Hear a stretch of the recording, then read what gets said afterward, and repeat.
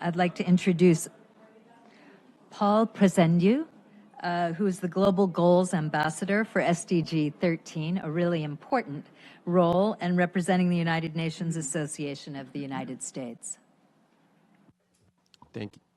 Oh, thank you so much. Can everyone hear me? All right. Thank you so much, Madam Moderator, and also congratulations to everyone for the launch of the Global Report on Climate and Sustainable Development Goals Synergy. Especially with recommendation number 5, with cities serving as drivers. While United Nations is an esteemed global body, the work of this body will be nearly impossible to accomplish unless we actively recruit, inspire, empower, and re-inspire the needed local champions for collective action and for our ability to have equitable solutions for the diversity of our communities. Our planet is a quilt, not a blanket, so it's important that we empower local champions with cities driving this. Not only cities, towns, and villages driving this collective action for our abilities, for all communities to be able to establish equitable, sustainable development regardless of our socioeconomic levels of society. Unfortunately, right now, regardless of the driving climate change becoming a devastating impact on numerous industries and numerous supply chains, a lot of residents, especially in New York, consider sustainability and climate to be niche issues. And it's a mixture of multiple things. Sometimes residents are just not exposed to environmental regulation. Environmental education is not in the core curriculum for education within the state of New York on the latitude of mathematics and other sciences such as biology or chemistry. On the other end, it's our fault as environmental leaders. Sometimes we get lost speaking to ourselves, the already converted, as opposed to being on the offensive and speaking to the demographics that have not historically been exposed to this information.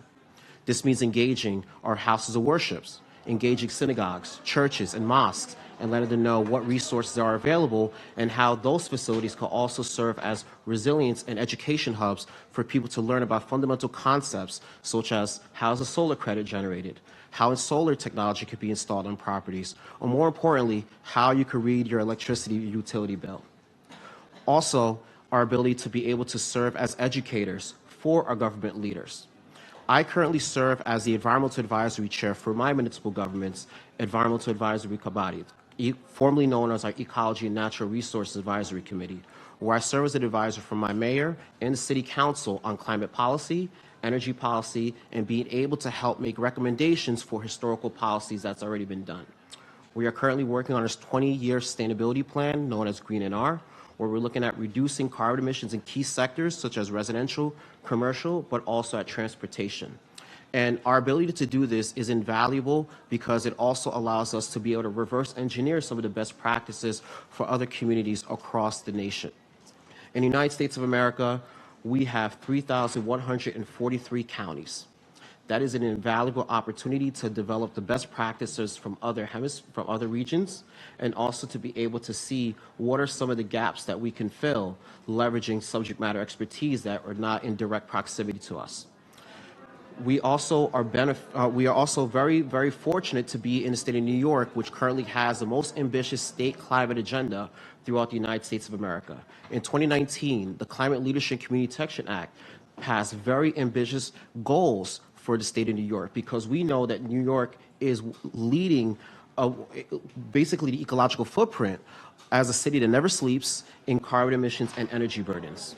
By 2030, our energy grid has to be at 70% renewable, and by 2040, we have to have 100% carbon-free grid, carbon emission-free grid. So cities have to be able to serve as a resource hub for people to understand these concepts, to identify what they can do at their residential property to be able to serve as the stewards that they need, and also to embrace the needed resources that are available, especially with our emerging green economy. We have commitments that are being made towards workforce development because we realize that our green-collar workforce is not readily available to meet the urgent needs of sustainable development and our most urgent issues, and also being able to engage residents at all socioeconomic levels of society as well. Engaging our previously incarcerated populations, our undereducated populations who only may have a GED or high school diploma, or also engaging some of our disabled populations as well.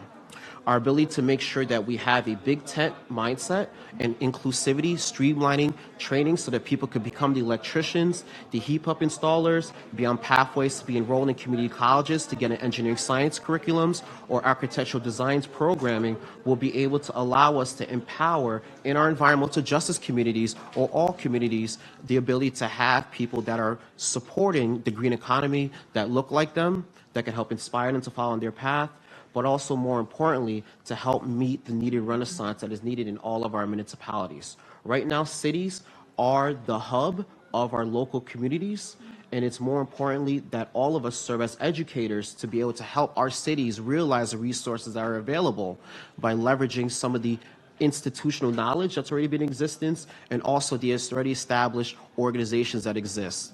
I'm here as an American. My mother's from Colombia. My father was from Haiti. So I make sure that I do the best that I can to research what are the things that are happening in our international community for sustainable development. There are also our organizations that have been assisting me with knowing what could be done as well, too, through the lens of diversity and equity. Why I am an Afro-Latino, I am not Asian, so organizations like the Asia Pacific Environmental Network has been an invaluable asset, and also being able to leverage some of the established leaders, such as Mayor Sean Patterson Howard, who's the former national president of the African American Mayors Association, or organizations such as Green Latinos have been great resources as well, too. Right now, we are in a climate emergency, and the fact that we need to make sure that we had to have a paradigm shift of not seeing climate as something that we can only address at the United Nations, but something that you could address at a city council meeting, a village board meeting, signing up for public comments, or even being able to make sure that everyone has a collective investment is the way we had to really empower where the Compass North is for these dialogues. Last thing I would like to mention, in the state of New York, through General Municipal Law, Article 12F, Section 239X, we are able to establish what are called conservation advisory councils for municipal governments. These are citizen environmental advisory bodies for municipalities to allow residents to help scope the environmental policy. As I mentioned before, I chair this body in my city in New Rochelle, but this is a key instrument to be able to leverage the subject matter expertise of our neighbors and anyone in the community to be able to support equitable policy. And a very important about that policy is that there is also a provision to allow 2 representatives on those councils that are at least 16 years of age. This allows us to recruit the Greta Thunbergs in our communities, the Vanessa Nakates in our communities, to be able to support these policies. So thank you so much. Thank you so much, and I'm so sorry. On behalf of all of us, I'd like to thank each and every one who participated in these 2 great roundtables.